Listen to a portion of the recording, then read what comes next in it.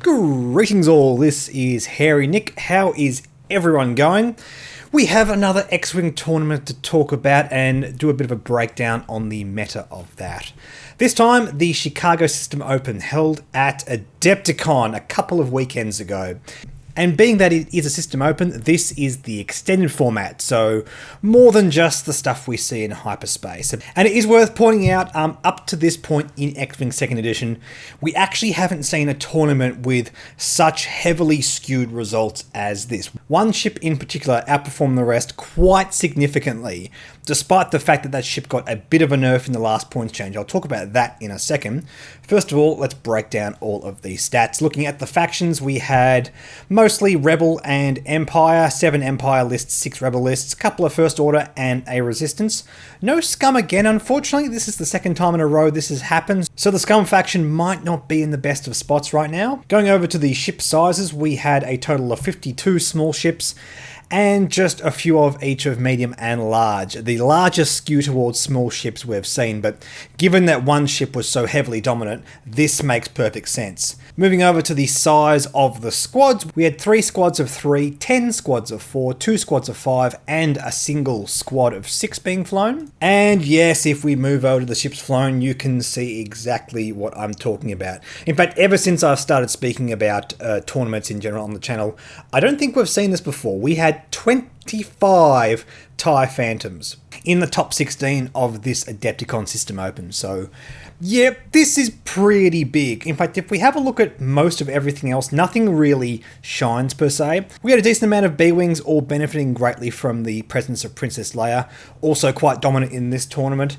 A nice handful of RZ-2 A-Wings, that was cool to see. T-65 X-Wings, 3 OVs of the Z-95 Headhunter and Upsilon class shuttle, 2 OVs of the RZ-1 A-Wing, Sheathipede class shuttle, TIE Advanced X-1 and TIE Silencer, and 1s all of the Millennium Falcon ARC 170, E-Wing, Y-Wing, TIE Striker and TIE SF. And before we get onto the list, I think it is important that we have a discussion about this. Now, I've already spoken about Princess Leia and the ramifications of bringing her down in cost so much ad nauseum. In fact, if you want a long-form discussion on that topic alone, click this video up here. In terms of the TIE Phantom though, we're now at a point where we see the mass spam TIE Phantom list come up time and time again. And I feel like at this point, it's really time FFG turned their attention to it. We had the nerf, per se, of Whisper by taking off the crew card so it can't take Darth Vader. But even with that, it's still able to function with its non-unique pilots. The cost of Duke went up by 1 point, so we just can't have 4 Sigma Squadron Aces with Duke anymore.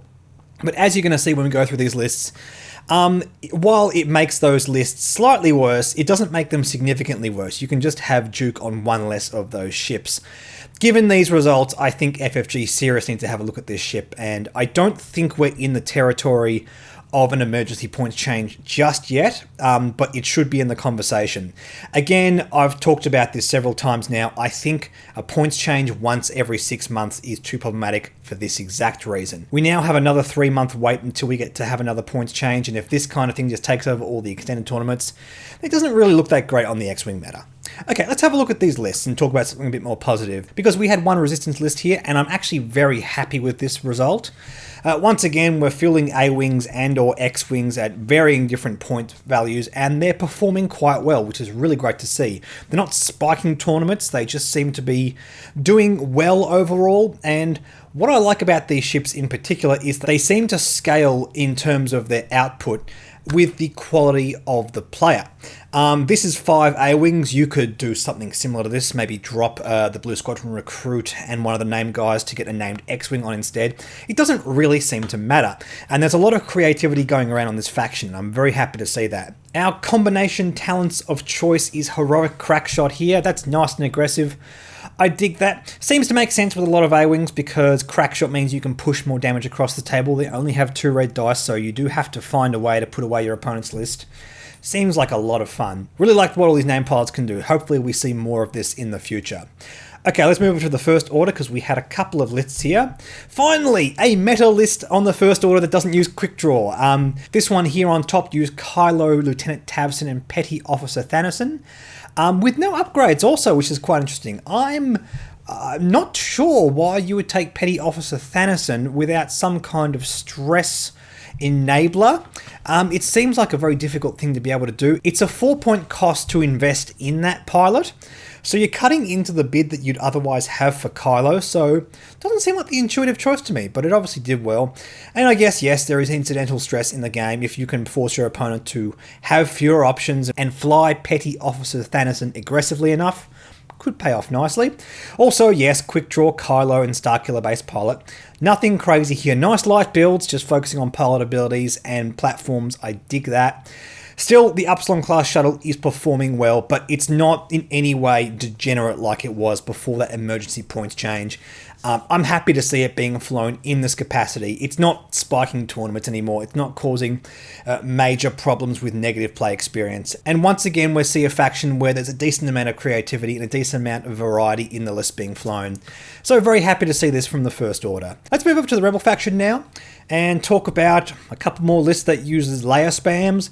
I've spoken about this before. I like these lists a lot. I am concerned that they wouldn't perform as well if it weren't for the very, very cheap buy-in of Princess Leia. So, once again, if you want to watch that video with me explaining all of this, these are fantastic lists to try and abuse Princess Leia's ability. Zeb Aurelius instead of AP5 just goes to show how much you want to protect that platform. Plus, it is initiative matched with the rest of these ships. Last time I brought this up and I was a bit confused about Zeb Aurelius. You guys in the comment section pointed that out, so appreciate that. Moving over here, we have Princess Leia with some named pilots, which is cool to see. Again, lots of B-Wings. I'd really love to see the B-Wing do well without the presence of Princess Leia, but I do like what these guys can do. It's fun interactive abilities, and we're getting some fun creativity here. Plus, Dutch Vandar alongside B-Wings is really, really spicy. Making those B-Wings do really aggressive Talon rolls, take target locks, do a barrel roll, have a focus. It's very clear to me when you have a look at lists like this that there is a way to really abuse Leia if you're very good at flying her. The kind of action economy you get out of these guys is really, really cool. Plus Cassian Andor. Haven't seen a whole heap of him just yet. At the start of the activation phase, you may choose one friendly ship at range 1 to 3. If you do, that ship removes one stress token. I like that as well. It feels like redundancy backup for what Princess Leia is doing already. But remember, Princess Leia can't proc again 3 turns after she has made all of her team's red maneuvers white. So having Cassian Andor to further unlock the dials in between those rounds feels pretty decent to me. Really, really cool lists. And once again, a couple more Leia lists because it's being flown on every single Rebel list right now. Got a pretty fun one here with AP5, Wedge, Corrin, and a Phoenix Squadron pilot. It feels very, very aggressive. Corrin and Wedge together, I do like that combo if you can make it work. Especially with Leia, they can do just really, really, really dumb things. Just dump a lot of damage out very quickly. Very cool to see. Also, Nathan Eade here was the runner-up in the tournament, flying Han Solo, Nora, and Jake Farrell. Bit of a different take on Leia, but once again, yes, we're talking about Han Solo. It brings up the conversation, is Han Solo good enough to make it without Princess Leia? But look, we'll see what happens to the next points change. It could be a case of Princess Leia goes up to, 5-6 points or whatever FFG feels is a much fairer place for her to be in. And things like Han Solo could come down in points. I really like seeing Nora do well. It's something that really benefits from good flying. It benefits from aggressive flying, really good positioning. Okay, let's move over to the Empire and talk about this metric ton of TIE Phantoms we have here. First of all, we had 2 of this list here with Darth Vader, which feels like a pretty decent payoff. Now, this means you're sacrificing the ability to take a talent on your TIE Phantoms. I think that's a pretty decent payoff. If you're the kind of pilot that likes flying with Darth Vader, he can have a nice bit of aggression to him as well. I don't know. Honestly, it feels like, in my mind, having Duke on 4 platforms, or 3 platforms in this case, is probably generally better. But this is a bit of a meta call as well. Darth Vader gets to fly after all the Initiative 5s. And I guess if you can just eke enough value out of him, that seems pretty decent. Also, there's one list here with Countdown as well. With that downgrade in that ship platform, we're able to get Sigma Squadron Ace with Duke, which is kind of cool. Plus, Countdown is just a really annoying ship to use. I actually think this is a pretty solid option to take alongside the Sigma Squadron Aces. In lieu of another Sigma Squadron Ace with like Crackshot or something, has a kind of similar unpredictability of the TIE Phantoms, where it has to boost before it moves, but maybe not as well controlled as the TIE Phantoms. So it seems like a pretty solid option to go alongside them. You can get some nice aggression out of this. Also, yes, just the lists with just Sigma Squadron Ace, a 4 of with 3 of them carrying Duke, or 3 of them carrying Duke and the last one carrying Crackshot. Based on how successful these lists are, Tyler Tippett here was actually the champion of this tournament, so well done to Tyler. But yes, we can see just how sought after this platform is. I think one of the issues with the last points change was it changed the things around it. Vader comboing with Whisper was quite degenerate. That was a good idea, getting rid of that. I actually quite agree with that change. But it seems like the platform itself is the problem, and I think that's a key sign that there's a good chance that this will go up in the next points change. Look, I might be wrong, it might fall off the radar, but honestly, when we're talking about 7 of the top 16 in a Systems Open, this is definitely something FFG have to have a look at. But really solid flying, well into Tyler, and good luck with your Worlds ticket. In the meantime, guys, don't forget to like and subscribe. Plenty more MetaWatch videos to come. Like me on Facebook, follow me on Twitter and Reddit. Please consider supporting my Patreon. Thank you so much to all of the existing patrons. If you'd like to get involved with the conversations over on the Patreon Discord, follow the links down in the description and we can have a chat about meta results and Hangar Bay videos and all that kind of stuff. In the meantime, I'll catch you guys in the next video.